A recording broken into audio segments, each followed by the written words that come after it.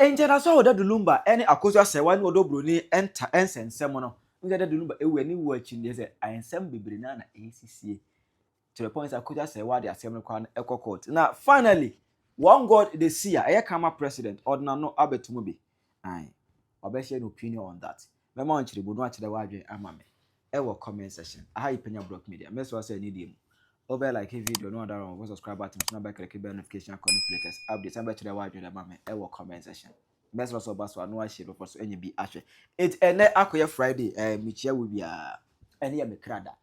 It michia obi a mahwefo ma adofo ma townfo ma mo peme kumie ma mo peme bobutu akumie mo nyina nyame nhira mo. Ai michia mo nyina Ghana for mu dɔɔso pa bentimbo bia dine nyame enhyira mu nyina and US for no nyame enhyira mo German for me chia mo ada say obake just mu nyina no me chia mu nyina and obake Republic for no so no me chia mo an encha kese enkoma mu nyina na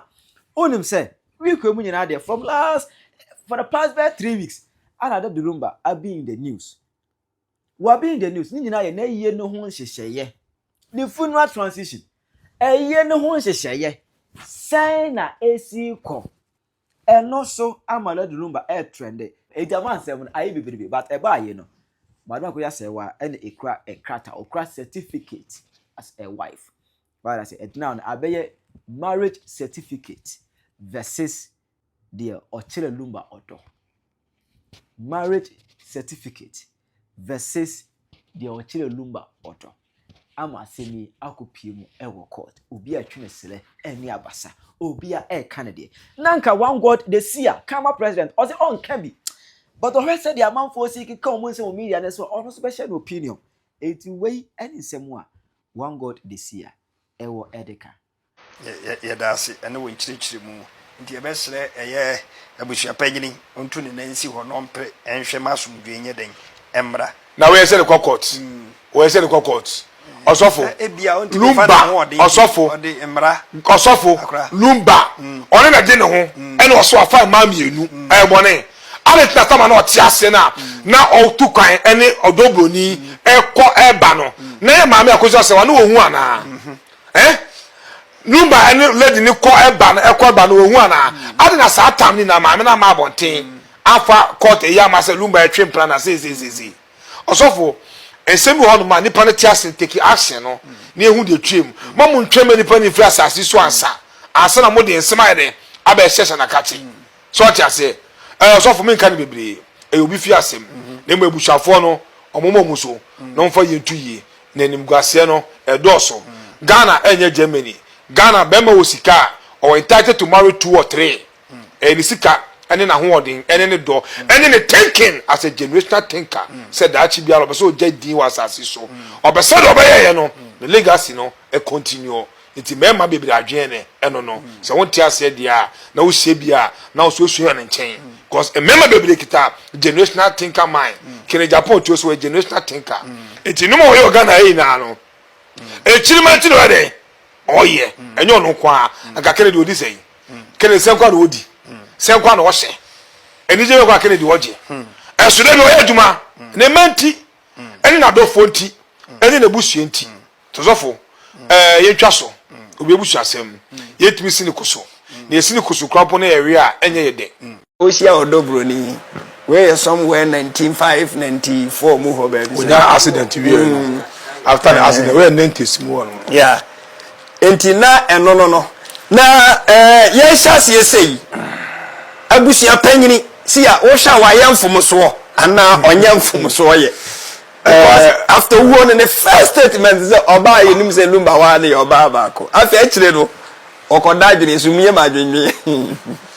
oya ma dwenwen me yonkopa ya ma dwenwen me yonkopa ya ma dwenwen isi unya ma dwenwen o me yonkopa abusua panyi wa yamfom so Osofo ana eno ano no Osofo akra abusua panyi we die Wama ebusua panyi for makasa this no tomu for pa omesua kasa pa etu ye ebusua panyi na asembe fia ma wani ene waso ene onan enye yie enafom ne hwe yie esi woni dawsa abode owo Osofo asem a ekoso Ghana ha sebi amafo edi Odo Bronii atem ebi susu edi ya maame Akosua Serwaa atem ebi susu ejire fifi Daddy Lumba atem no ewiase se onre ma ya se won tam so ya anase wasem emeto paso a menye se obi anim de wo yi o ewiase sebi yesi ubu kotokose ya no na ahoho so e dey ehwe wato kwan ozo vran kwa ya maame Akosua Serwaa meta tefini so o nanka me ye fa no one se one na me fa ebuza peni ebuza peni ya me ka he no so ma ka cho se Saturday na o se jalabia ebe tena ase no a want to tuma o board jalabia a be tena ase ka sa asem ne pena o se bibia na so o de chopper ba bonten so wan ka se yi what you say so for Lumba a private person. Okay. Lumba was a private person. Lumba knew be a follow crowd. Or na crowd no dey follow no. What you say? Na Lumba ene no wafa abushapeni. So ono so moti sebisi bo nwa so dada. Omoti owio kusi nwa so. Lumba ti ase no. Ono na abushapeni. Ono na abushapeni ti owio nwa so. Na abushapeni no go to odwan a ono ko ma na de ti odwan wu ya. Lumba dwan e obi se ko ono na kebe kuni. Yeah. Eto no abushapeni si kusi nwa so de den. Asa na Lumba ya dey.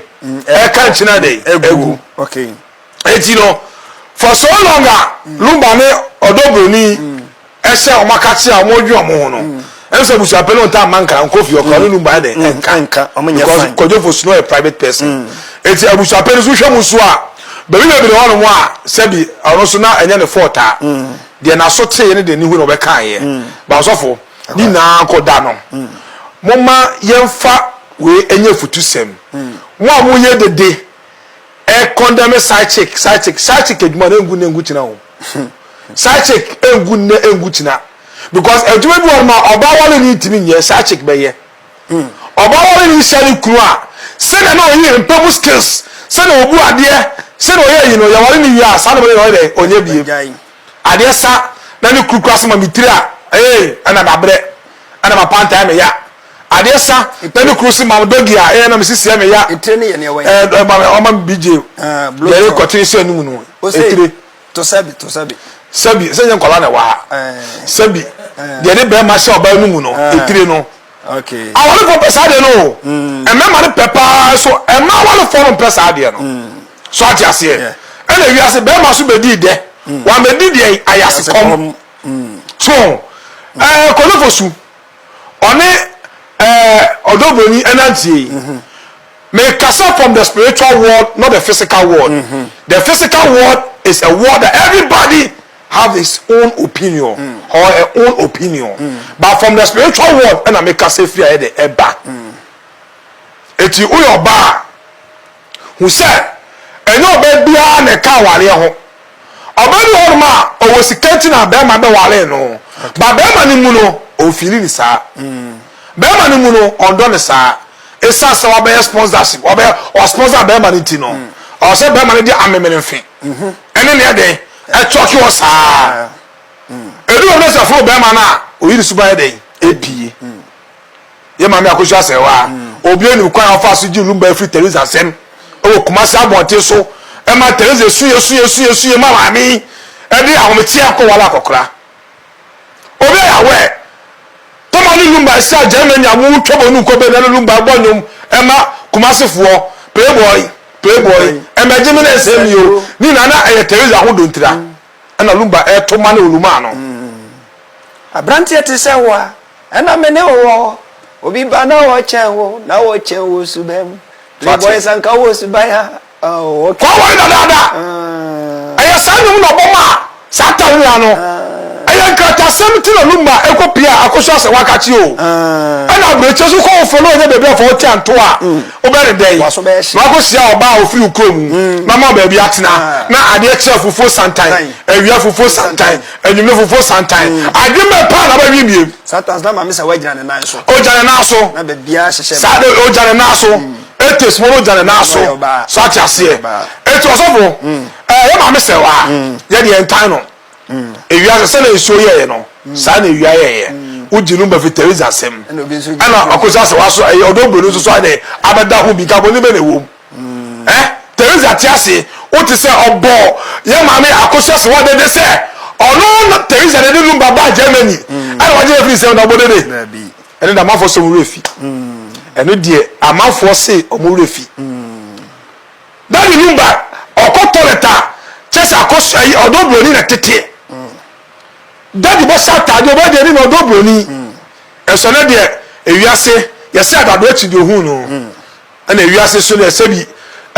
enkwa bina anusi be de ekebi hwe osofo na ka de mehwehwe na ne se se ne kodofo so bo na nyum to wo se so no owuro okwa adofo enfo na tie de etutu yie no memenya busuani na mom ye die hard fan okay baby akodofo so jina ona me de ugina de Lumba dono no ona me so de gina Lumba obedo na Akosua Serwaa asabedo Odo Bronii etikaya ti asefo etiasi ade na ke kambom na ke hu se emanyani sabi ebetu aba ne se eye street west Lumba de tutu omutirimu no adwumupo ema bebre ababo asei na no eye street west promise bi amema bi de promise wo mo so atiase sulele bi abere bi de ni famu a ene wonya bi na fa ne tirimu osofo ekai ma me Akosua Serwaa eseka won kaya bi a akodo Lumba pa osofo mi donya me say I will never choose property over the one I love. Okay. I will never choose money over the one I love. Se ne pa na wu kopo a osofo minim say sama wo wiase. Okay. Eti dem ye de pa na ba dey obehu. That means odo na be se mo ma na dey e fake. Okay. Ya ma me Akosua Serwaa no Odo Lumba. Odo Lumba. Odo Lumba. Oda bi sia. Odo Lumba. Osofo ti re ka no. Mami se wa me ka se me chiro. Me so Odo Lumba. Osofo me ka se ma chiro. Ka chire me. Ewiase wo. Obi wetimi a chire wo do. Ba aje ba ko pa ba ya cho no. On kasaba efi utirimu da. Lumba no be o yediem. Sheni wase kodofo so giye. Eni no kodofo so boss asiso yi. Esa so busabone. Eni enafo boni bi o so mo Germany. Ebeni akoya siga na efese na le champion. Lumba wo na champion hu bi. O dabi. Na le champion o ka chega na for se. O to Lumba ko do so da. Oh, see. Me na me ka me say na le champion emba mo tie me ka no. Me challenge me o bi aba from the spiritual world. Na le champion o to na to say kojobosu enyini nya asem the 90s one no wa afara koja boss ma to accident amana na omra bonti be kasa otimi kasa and so about to the church so ye be some podio gusuma de best so Ghana I'm the one telling you this and some wo ye na pese be kan and some wo bole be na Lumba ye Lumba ni mo boy e do to be say ka Lumba just kase no osofo papa yale ama for tem sike de ble papa ya ade be chi anase amako boso no doctor be say menko I was at go so doctor say menko na ho fa wo kodo ni obo ye na wonye ska wo ye kom susu a ye ma me Akosua Serwaa wo bu so ma wale ni wo tiye awale na fo mo sa wale na fo ma enka wo ba le ni mo hu e da we nyoba mu na oba na wo fe e na fo se la over se kra bono uti wo be di pa o hwe the future ni ne to ene na ha mu ni bi se we die oba we die wo le to ka yi ma no eso obi akono de ene do mpo nso no asofo de me ka ko si ni se me ka ka ma fo ya o Lumba o ti asiro court ko bi da obi ni wo so le ti Lumba Ghana ha e ma bra pani eye so kosa e ba bontin so be samano and obe reply ni da kodofo so enyanseni ne nyansa dodo nti no me kwa meto ne bedin me wo dia to no God bless you me fa no full name ni na da to no na me da ka smart say sa akola no da chi bi asemti de no pay na say say na Lumba e don no don pay na asem no e ka Akosua Serwaa e no Odo Bronii e ka bom naka enye fe because Odo Bronii no osuro maame no dada Odo Bronii no from the spiritual world no come as osuro Akosua Serwaa because otase a ohu say wanye ni ye ana ayamwa ayanani enso ayamwa so ne koye satan Daddy Lumba so yamwa Daddy Lumba ni the kind of German better Ghana because the carrier no yes so bo na fa wa ha appear so ha roro so ha of engineer dobre wa say satan the blow no ne bo obreche wu ye ana oni bodo style eri no bo ni ko ni bo betiri ko bi no emre so achase eti kodo ye pana na wiase o wale oba sebi onji ni huni a sa na beba no that's it oba onji ni huni no obi ebutu ni formality yes you are oba onji ni huni no se o tie sa na na what na sa no ai o ka sa ni mo ade anchemi ha ade anchemi a ma tu ni nya kire odo be de age ni hu adini e ma me akoja se onji ni hundi na Odo Bronii Lumba chere ode ba asasi so no adwe kesi achede no ono ni nche ne kodiye oh it is Odo Bronii si eche Lumba de na ma no wa eda sigi ukwa fa ne saa wonya ade kesi pa wo de busu wonya ade eso bo wo de busuem se wona na ana papa na ma me kwapo yare a na se wo chane chen atini tubri edwale na akopito be wu no wo na nsane e de itimi shira ho e ba wo chen wo na nsane ba wo chen eti Odo Bronii e ma na nkasa te na epe na asa komeka bom na ka ya fe esi Daddy Lumba wu ye na yi ase mo na mo se Odo Bronii a side chick so Ghana me I respect traditional marriage and wedding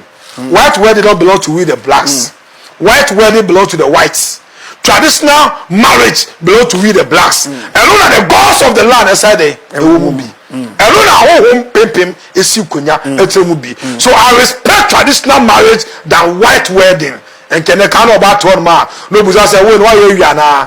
we no anya we na I don't know buza that question no and no baby I join say ni kume weja no sa na wo ma etirimu and so yes adan yes afa wa dwen baby aba mo se bia go pebi and mo di keja ye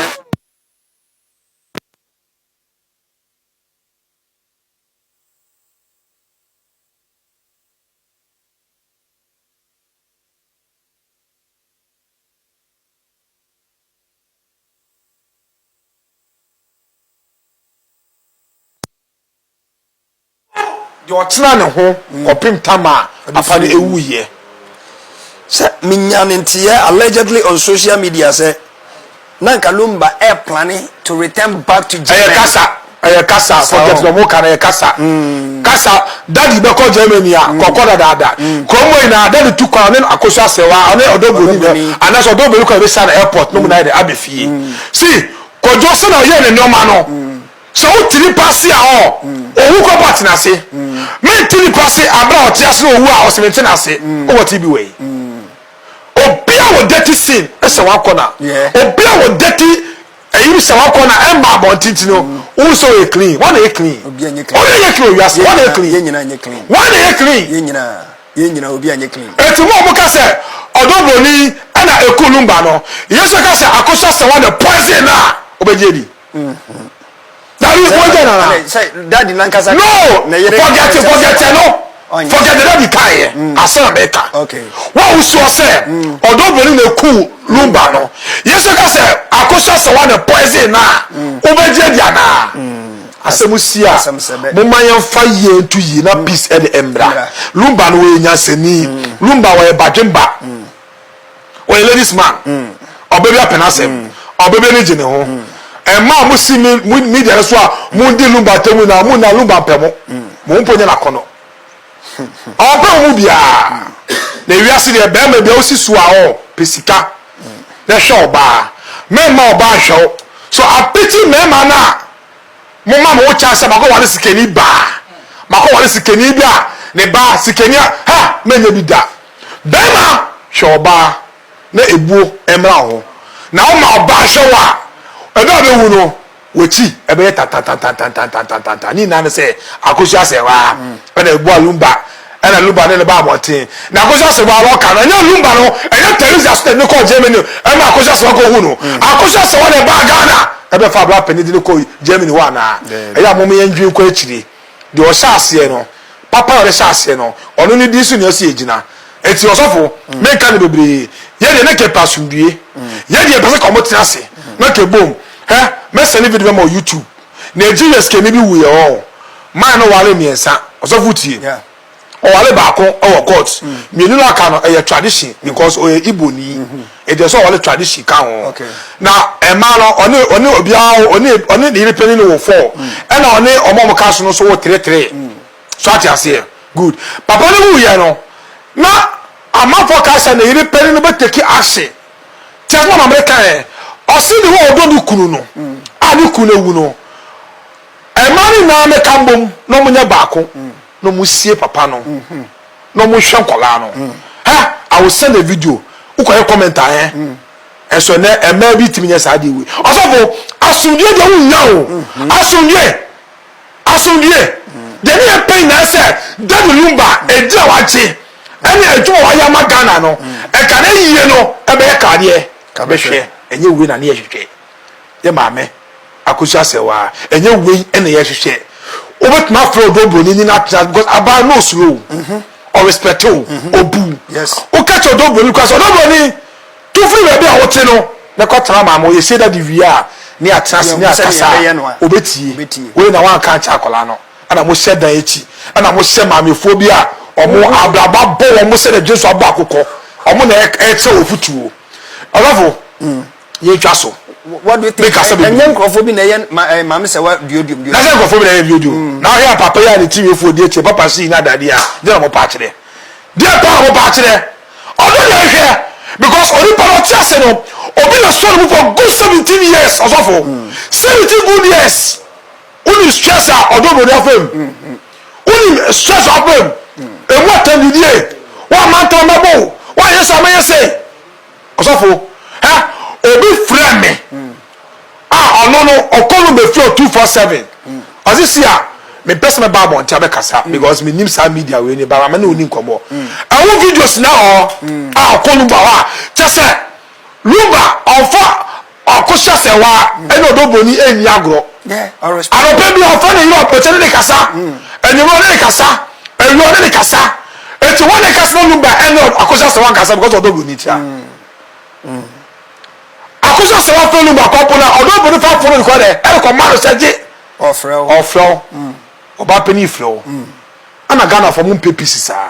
obi asemo ba na mo siri koso na mo twatwa de munim na mo kan sama wo wiase ye hwe ba bia esusuan e de bode hunu be de e be ko osofo peace na kede ke hwe se na kojoje ni be ye fe e man nka mom na yenye because be ma ba ko na mo na wo ba do no wo ko obi abewu obi e tsasa so nchire buo ara se kontokwa ara se yi aten ara na wo se ka de eni ho osofo ye buseni me ye just die high fan de be kan no comment section. Hi, Penyah Media.